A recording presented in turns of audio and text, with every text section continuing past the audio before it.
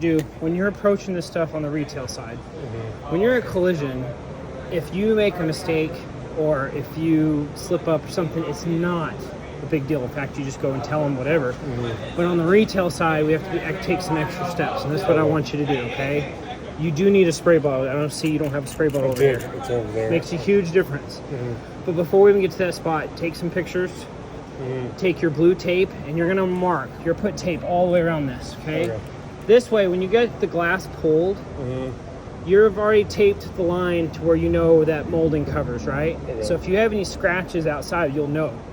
But if you've got any scratches that are on the inside tape, you're fine, because you know that, hey, this is all going to be covered by the glass. So I want you to do that. I want you to take your blue tape, mask inside the door.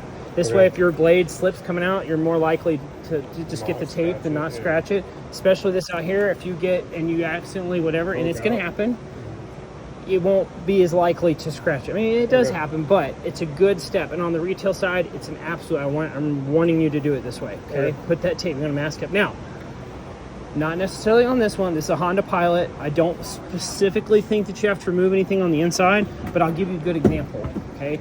The Chevy Equinox. That is a perfect one to take into consideration when you're pulling a quarter glass, especially if it was a deal like this, where it's not in a collision center.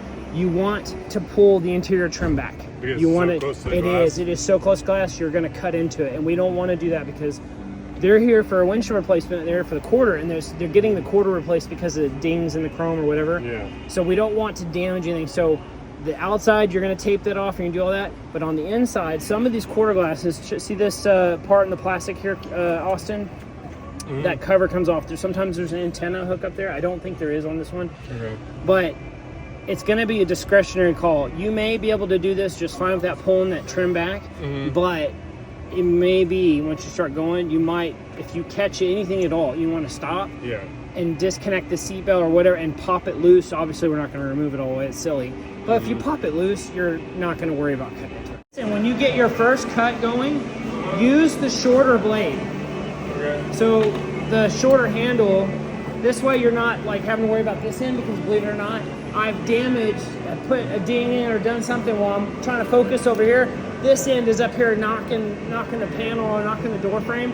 So I'm gonna go grab that other short one for you and start with it. Oh, and most important of all, you have to check your part first before you start cutting, because this could be a bad part. It's happened to me more times than I can say. You need to pull this out and inspect it before you actually get anything cut. Yeah, see, with the shorter blade handle, you're less likely to end up dinging with like the longer handle. I've done it before, that's why I tell you that.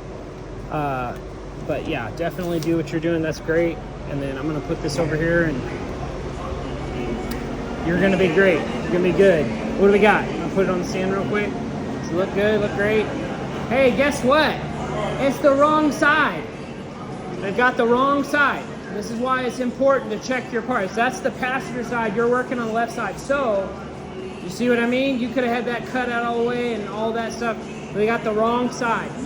Get with the office, get with whoever picked up. We need to call them and say, hey, we've got the passenger side, we need the left side. This is a good example why we got to check parts before we start working. This is great.